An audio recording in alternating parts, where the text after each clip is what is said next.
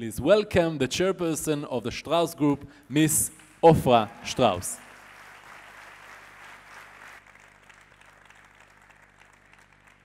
Hi, all of you. Actually, those of you who who think you don't have seats, you actually have seats, so you don't have to stand at the end of the place. Hey, welcome you all.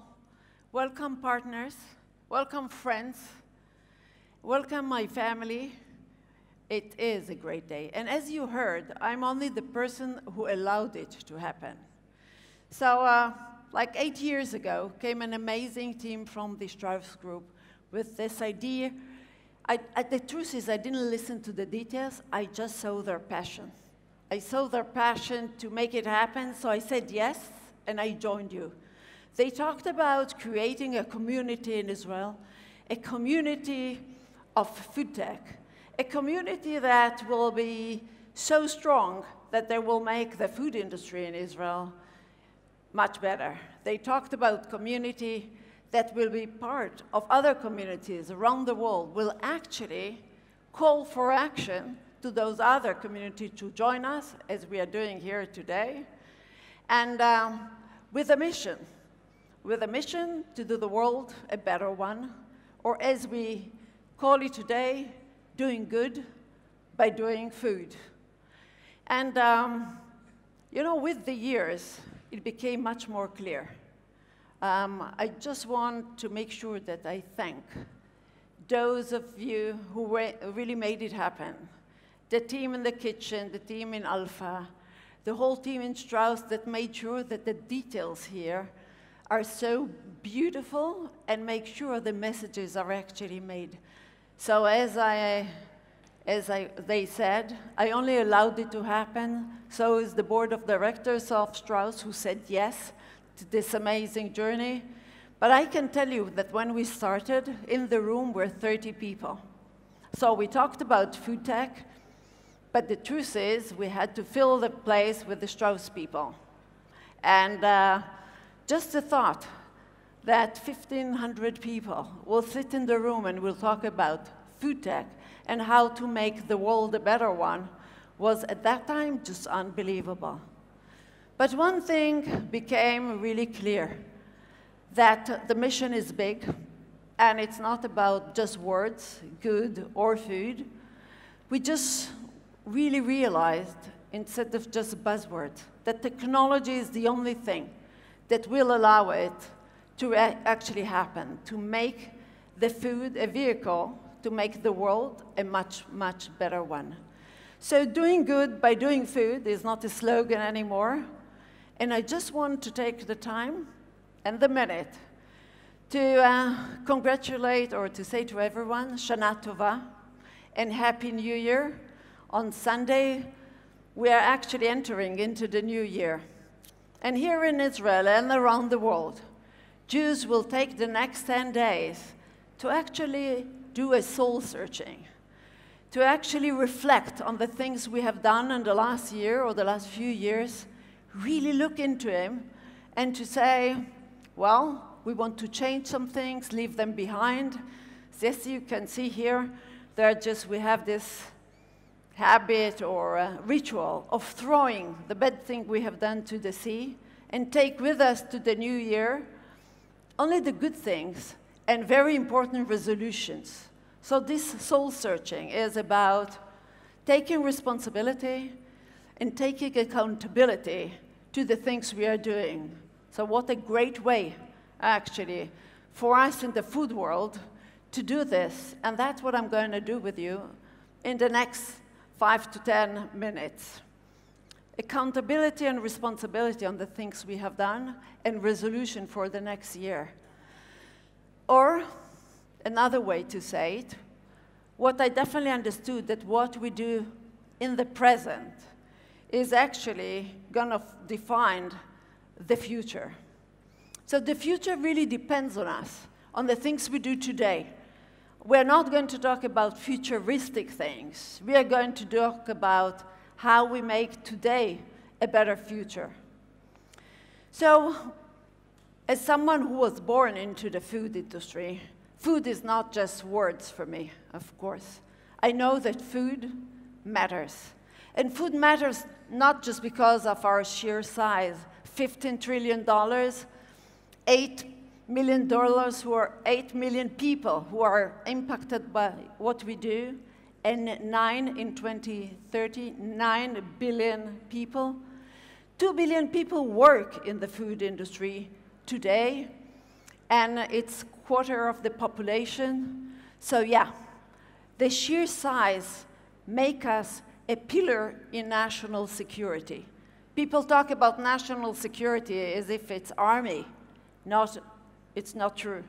It is about the right food to the right people in the right time in the safest way. But food is not just number and sheer size. Food is about nourishment. Food is about really making people feel good. Food is about bringing people together. Food is about making people happy. It's about a way that we define ourselves as a private person, as a community, as a team. Food is just an essential part of our history and what makes us human beings. Since the dawn of human evolution, humans have been forming tribes, especially around threats, around risks, around just the notion that together as tribes, they can actually fight crisis. And I want us just to think about this time as crisis. And I think we are the tribe that can save the world. We are the tribe that can actually change the narrative of crisis, of threats, of challenges. I think we can. We can be called the tribe that makes the difference and the crisis that the world is facing. And crisis is not something that we define in the boardrooms. Crisis is something that others do. And I want to actually take the great example of Greta, which everyone is talking about it. She says she was quite invisible for most of her 16 years. But when she entered to the UN room, she was there, the youngest person, the smallest one, but she came off as the oldest soul in the Capitol Hill. So when I talk on crisis, I don't want to say it in my own words, because it's not really what matters. I want to use Greta's words. Our house is on fire. I am here to say our house is on fire. According to the IPCC, we are less than 12 years away from not being able to undo our mistakes. People like to tell success stories, but their financial success has come with an unthinkable price tag. And on climate change, we have to acknowledge that we have failed. All political movements in their present form have done so. And the media has failed to create broad public awareness. But Homo sapiens have not yet failed. Yes, we are failing, but there is still time to turn everything around. We can still fix this. We still have everything in our own hands. Now is the time to speak clearly. Solving the climate crisis is the greatest and most complex challenge that Homo sapiens have ever faced. The main solution, however, is so simple that even a small child can understand it. We have to stop the emissions of greenhouse gases.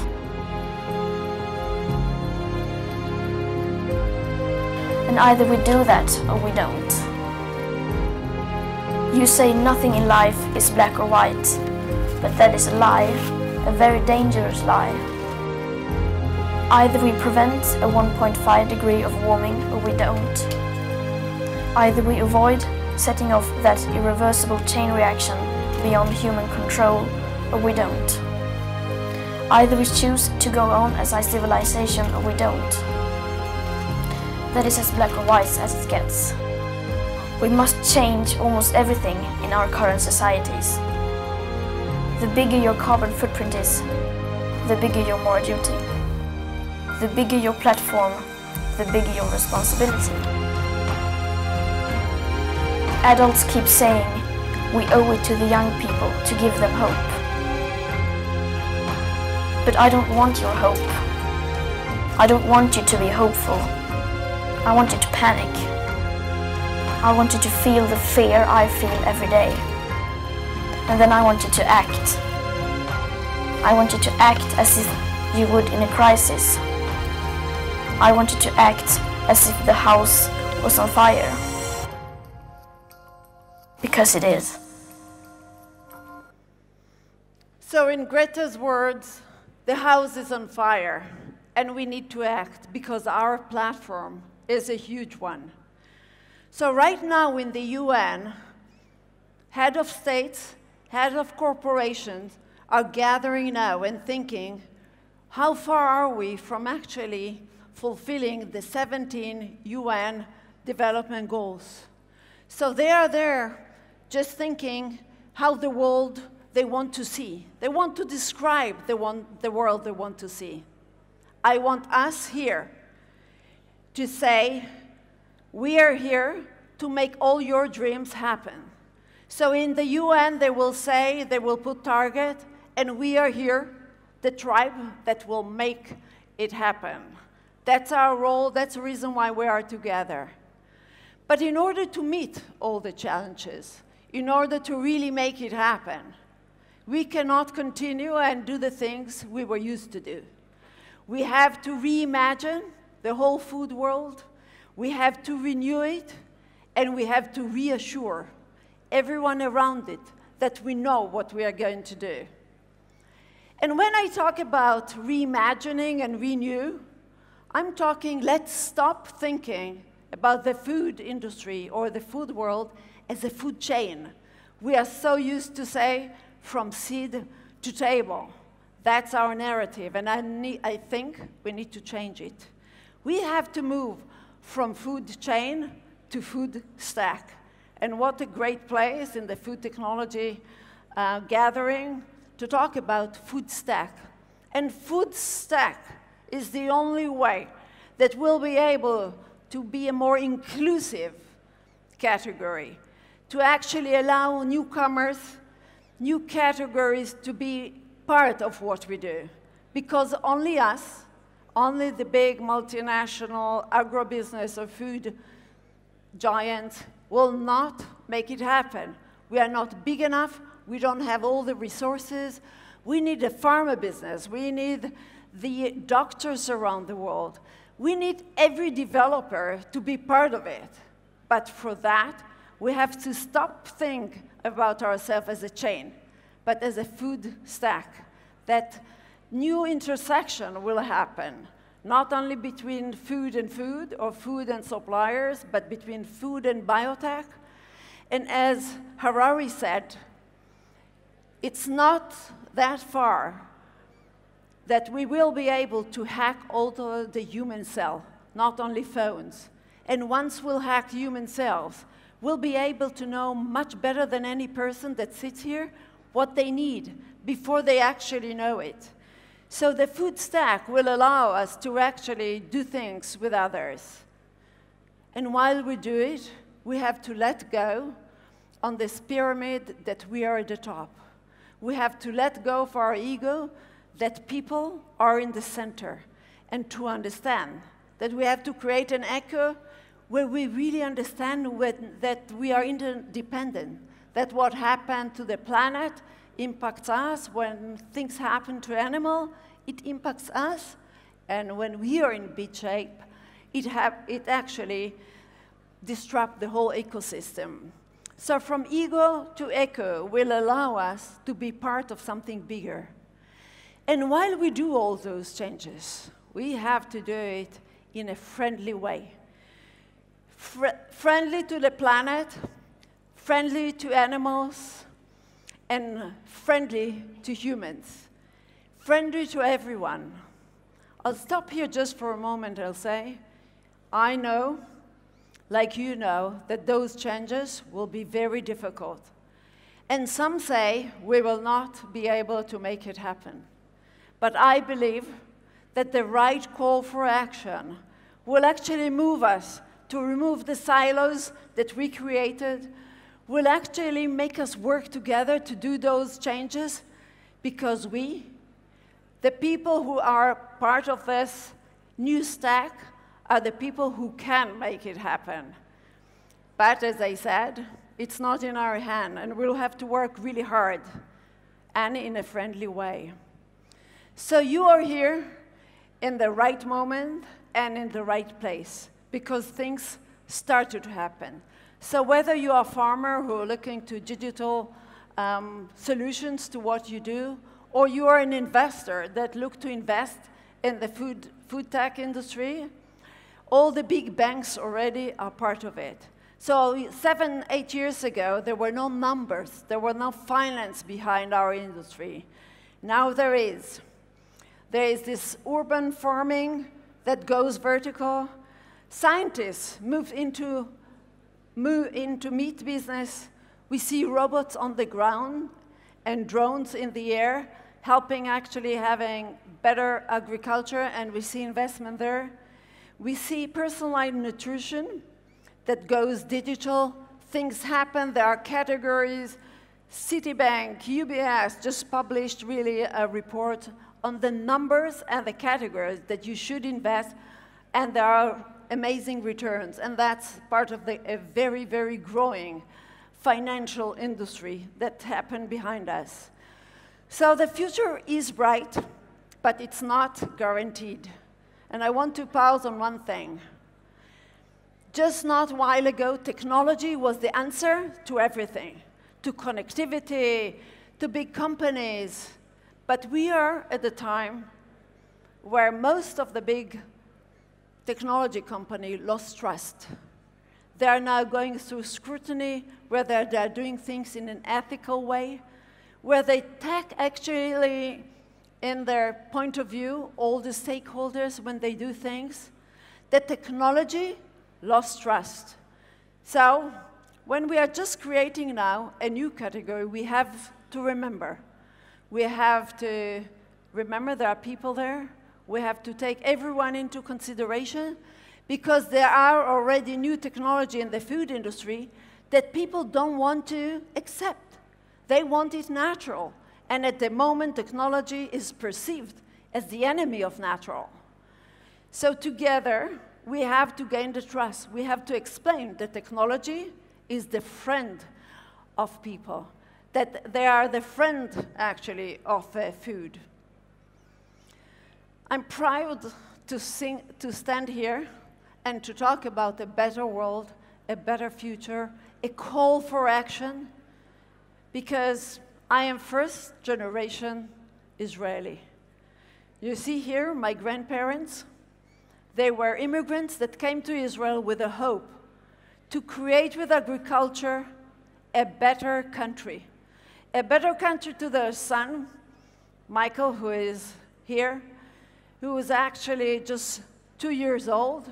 They had to leave a country that they didn't feel comfortable in, and came to a country, and with 2 cows, actually made this conference an option. So agriculture, food, is a great way to build great countries and big companies. So let's just remember the basics. That's how it started, not only for us, but for most of this industry. So as I said, the time is now. The time is now because our planet and our future is at stake. It's about food stack. It's about something more inclusive. And we have to think eco and not ego, because we have to think in a kind way, in a human way, to everyone around us. And I want to end, like I do very often, with a quote of my father, who is one of the great leaders, at least I had the opportunity to be with. The secret is belief, uncompromising ambition, the patience and the withstand even in the toughest conditions, and we will face tough conditions. Not to give up, and to remember that people are key. Thank you all for listening to me. Thank you all for being here, and have a great, great day. Thank you.